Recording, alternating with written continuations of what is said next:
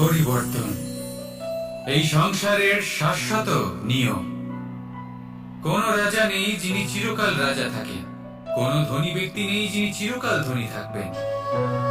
এই সংসারে সূর্যের স্থান নেওয়ার জন্য চন্দ্রিমার আগমন ঘটে।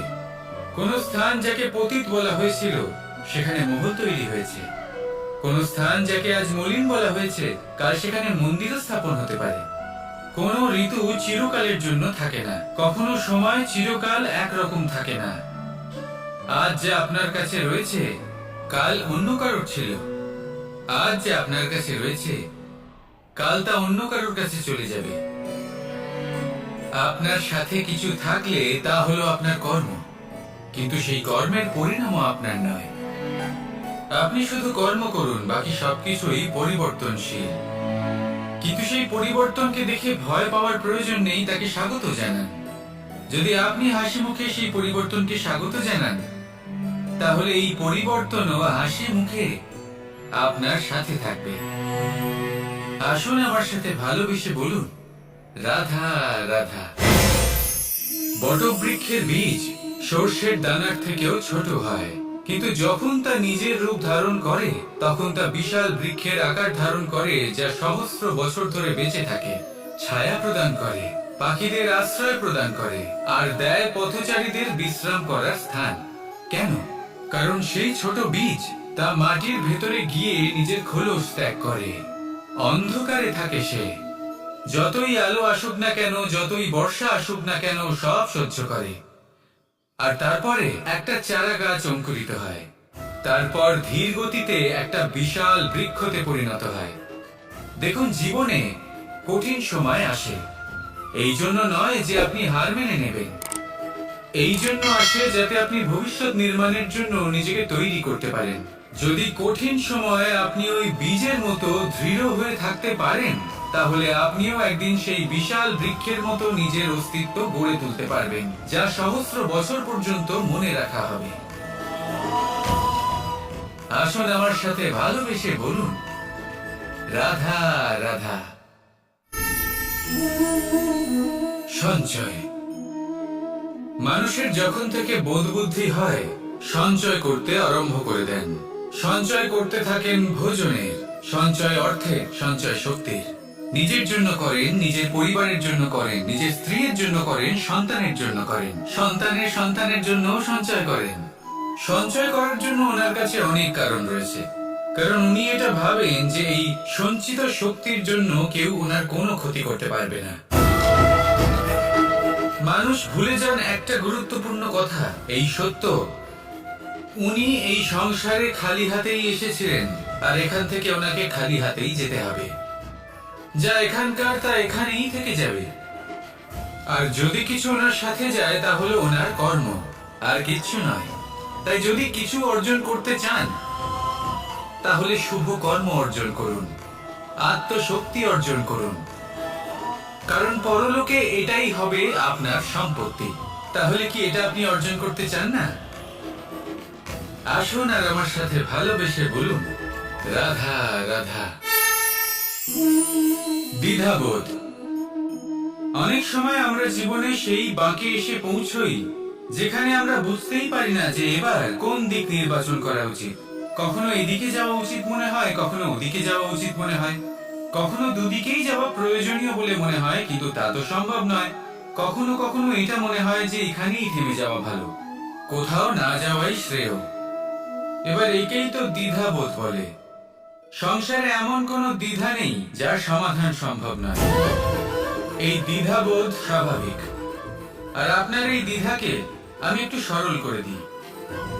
দ্বিধাগ্রস্ত হয়ে নির্বাচন করলে তখন এটা মাথায় নিয়ে করবেন যে আপনার এই নির্বাচনের ফলে এই সংসারের ওপর, এই সমাজের ওপর কি প্রভাব পড়তে পারে। নিজের লাভ ক্ষতির বিষয়ে ভাবা ছেড়ে দিন, আর কর্ম করুন সংসারের মঙ্গলের জন্য, আগামী প্রজন্মের মঙ্গলের জন্য। ভাবুন আপনার এই নির্বাচনের জন্য কিভাবে তাদের জীবনের উদ্ধার সম্ভব, কারণ এই ভাবনাই হলো উচিত ভাবনা। কারণ অনেক সময় ওষুধ একটু কড়া মনে হতেই পারে, কিন্তু এই ওষুধই তো রোগ মুক্তি ঘটায়। সেইভাবে আপনাকেও এই দ্বিধার মুহূর্তে কঠিন নির্বাচন করতে হতে পারে। এই কঠিন নির্বাচন জীবনে কঠিন পরিস্থিতিও আনতে পারে, কিন্তু যদি এই নির্বাচন ধর্মসঙ্গত হয়, যদি এর দ্বারা সংসারের মঙ্গল হয়, তাহলে এই নির্বাচনই হলো সঠিক নির্বাচন।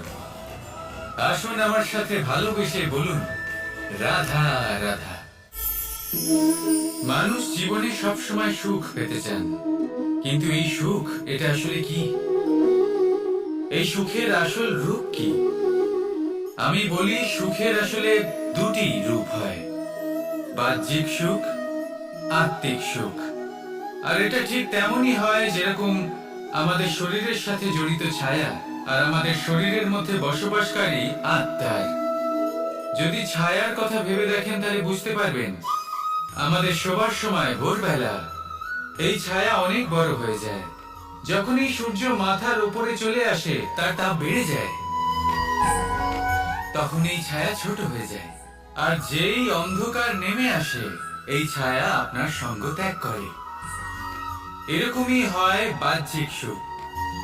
আর এবার কথা বলি আমাদের শরীরের মধ্যে বসবাসকারী এই আত্মা। এই আত্মা কখনো আমাদের সঙ্গ ত্যাগ করে না, সব সময় আমাদের সাথে জড়িয়ে থাকে। এরকমই হয় আত্মিক সুখ, যা সব সময় আমাদের সাথে থাকে। আত্মিক সুখ কারোর সেবা করে, আত্মিক সুখ কাউকে সাহায্য করে, আত্মিক সুখ প্রেম বোধে, যা কখনো আমাদের সঙ্গ ত্যাগ করে না। সেখানে বাহ্যিক সুখ, যতক্ষণ আপনি সম্পন্ন কিছু মানুষ এবং সুবিধার সাথে আছে, এই বাহ্যিক সুখ আপনার সাথে থাকবে।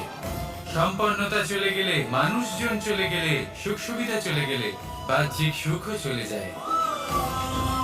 তাহলে এই আত্মিক সুখ খুঁজে নিন এবং সেই সুখের সাথেই বলুন, রাধা রাধা।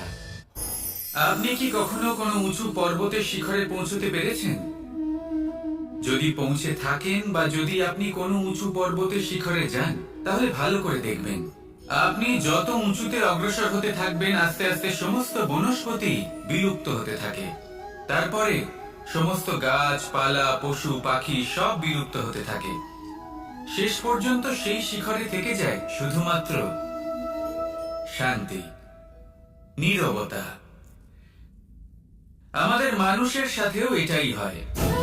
মানুষ যখন আত্মবিকাশের পথে অগ্রসর হতে থাকে এবং নিজের জীবনের শিখরে পৌঁছতে চায়, তখন তার একা থাকা অত্যন্ত প্রয়োজনীয় হয়।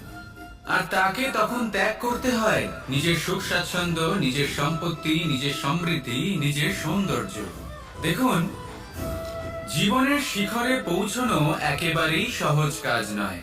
এ হলো অত্যন্ত দুর্গম এক পথ, কিন্তু যদি আপনি সেখানে পৌঁছতে চান, তাহলে আপনাকে ত্যাগের প্রবৃত্তি জাগিয়ে তুলতে হবে। ত্যাগ কি সেটা জানতে হবে, কারণ ত্যাগের ফলেই মনে শান্তি আসে, আর সেই শান্তির ফলে মনে উৎপন্ন হয় প্রেম। আর এই প্রেমই হলো জীবনের অন্তিম লক্ষ্য। তাহলে আসুন আমার সাথে ভালোবেসে বলুন, রাধা রাধা। কখনো কখনো আমরা ভাবি যে কোনো ব্যক্তি যিনি ধর্মের পথে চলেছেন, যদি তার দ্বারা কোনো ভুল হয়ে থাকে, তাহলে নিয়তি তাকে সেই মুহূর্তেই কঠোর শাস্তি দেন। কিন্তু সেই সব মানুষ যারা সংসারের সব থেকে বড় অধর্মী, বহু নিকৃষ্ট মানের কাজ করেন, তাদের নিয়তি অনেক সুযোগ দেন। তাদের নিয়তি এরকম কঠোর প্রহার করেন না। এই ভাবনা কখনো না কখনো মনে আসেই। ভেবে দেখুন কেন? আসলে জীবনকে বেশিরভাগ মানুষ একভাবেই দেখে থাকেন, বিভিন্ন স্তরে একে দেখা উচিত। এবার আপনি বলুন, এই সংসারে কোনো অধর্মী কখনো প্রেরণার উৎস হতে পারেন? কখনোই নয়। যে মানুষ নিজের আত্মাকে মলিন করে ফেলেছেন, তিনি এই সংসারকে কিভাবে প্রেরণা যোগাবেন? উনি নিজেই বুঝতে পারেন না কোনটা করা উচিত, ধর্ম কোনটা। তাই নিয়তি তাকে একটা সুযোগ দেন, এটা বোঝার সুযোগ দেন যে কোনটা উচিত, কোনটা ধর্ম। সুযোগ দেন নিজের বিবেক জাগিয়ে তোলার, তাকে সুযোগ দেন নিজের অন্তরাত্মার ডাক শোনার। যখন তাতেও কাজ হয় না, তখন নিয়তির কাছে একটাই পথ বাকি থাকে, আর তা হলো মহাবিনাশ। মহাবিনাশ হয়তো দেরিতেই আসতে পারে, কিন্তু তা অবশ্যই আসবে। আর যখন মহাবিনাশ আসে, তখন মহাবিনাশের যন্ত্রণা সমগ্র মানব জীবনের যন্ত্রণার থেকে অনেক বেশি হয়। এই কথাটা সবসময় মনে রাখবেন। আর অন্যদিকে যে মানুষ ধর্মের পথে চলছেন, তার দ্বারা যদি কোনো ভুল হয়ে থাকে, তখন নিয়তি তার পরীক্ষা নেন।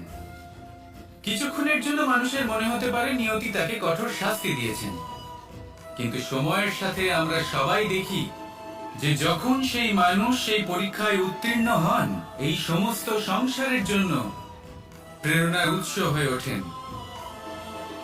অর্থাৎ নিয়তি প্রত্যেক মানুষকে তার কর্ম অনুসারে উচিত ফলও দেন, উচিত শাস্তিও দেন। পার্থক্য হলো শুধুমাত্র সময় আর আপনার দৃষ্টিভঙ্গি। তাই ধর্মের পথে চলুন আর আমার সাথে ভালোবেসে বলুন, রাধা রাধা। মানুষ নানান ধরনের বাসনা পোষণ করেন।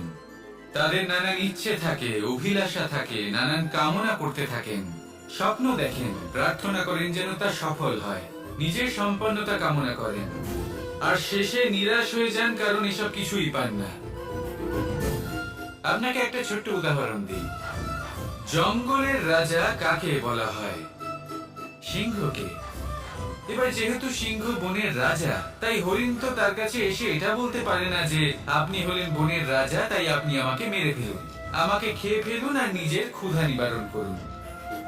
এমন তো হয় না। সিংহ যতই বনের রাজা হোক, তাকেও পরিশ্রম অবশ্যই করতে হয়, তবেই তার ক্ষুধা নিবারণ হয়। সেইভাবেই আপনার সমস্ত স্বপ্ন, আপনার সমস্ত ইচ্ছে, আপনার সমস্ত অভিলাষা, সমস্ত আকাঙ্ক্ষা পূরণ হবেই, অবশ্যই হবে, পরিশ্রমের দ্বারা। শুধু ভাবলেই হবে না। তাহলে আপনিও জীবনে পরিশ্রম করুন, নিজের সমস্ত স্বপ্ন পূরণ করুন, আর আমার সাথে ভালোবেসে বলুন, রাধা রাধা। এই ব্রহ্মাণ্ড কত বৃহৎ, তাই না? যার সম্মুখে এই পৃথিবীকেও একটা বিন্দুর মতো মনে হয়। আর এই পৃথিবীতে আমরা কে হই, আমাদের আকার কিরকম, আমাদের অস্তিত্বই বা কি? যখন আমরা এভাবে ভাবি, তখন মনে হয় আমরা কিছুই নই। তা আমরা যখন কিছুই নই, তাহলে আমরা এত চিন্তা করি কেন? কি ভেবে ভয় পাই? কাকেই বা এত ভয় পাই?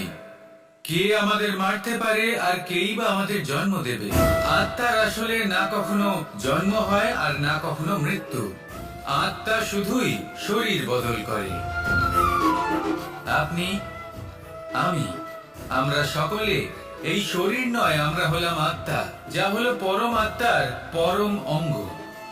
সেজন্য মনে রাখবেন, বাইরের কোথাও দেখবেন না, নিজের অন্তরের গভীরে গিয়ে দেখুন, আত্মাকে উপলব্ধি করতে শিখুন। ক্লেশ, ভয়, চিন্তা, এই সব কিছুর থেকে নিজেকে দূরে রাখুন, তাহলেই উপলব্ধি করতে পারবেন পরমাত্মাকে। তাহলে আসুন আমার সাথে ভালোবেসে বলুন, রাধা রাধা। কর্ম এবং ফল। মানুষের স্বভাব হলো এটাই যে তিনি নিজের প্রত্যেক পরিশ্রমের প্রতিফল প্রার্থনা করেন। বেশিরভাগ সময় এই ফলাফলের চিন্তা করতে করতে, কল্পনা করতে করতে উনি কর্ম করতে থাকেন, যে আমি এই কাজটা করলে এই ফল পাবো। সেই সব কল্পনা করতে থাকেন যা না তার হাতে আছে, না আছে অধিকার আর না আছে নিয়ন্ত্রণ। উনি শুধু নিজের কর্ম করতে পারেন। উনি কি ফল পাবেন তা তার হাতে কখনোই নেই। তাই আপনিও শুধুমাত্র কর্ম করতে থাকুন, ফলের চিন্তা করবেন না। মনে রাখবেন, শিকড় এবং শাখা যেভাবে একে অপরের সাথে জড়িয়ে, সেইভাবেই একে অপরের সাথে জড়িয়ে কর্ম এবং ফল। যেরকম কর্ম আপনি করবেন, সেরকম ফল আপনি অবশ্যই পাবেন। তাই এই ফলের আশায় কর্মের সময় কখনোই নষ্ট করবেন না, কারণ যে ব্যক্তি সময় নষ্ট করেন, সময় সেই ব্যক্তিকে অবশ্যই নষ্ট করে দেয়। কর্ম করুন নিঃস্বার্থভাবে, ফলের চিন্তা করবেন না, আর আমার সাথে ভালোবেসে বলুন, রাধা রাধা।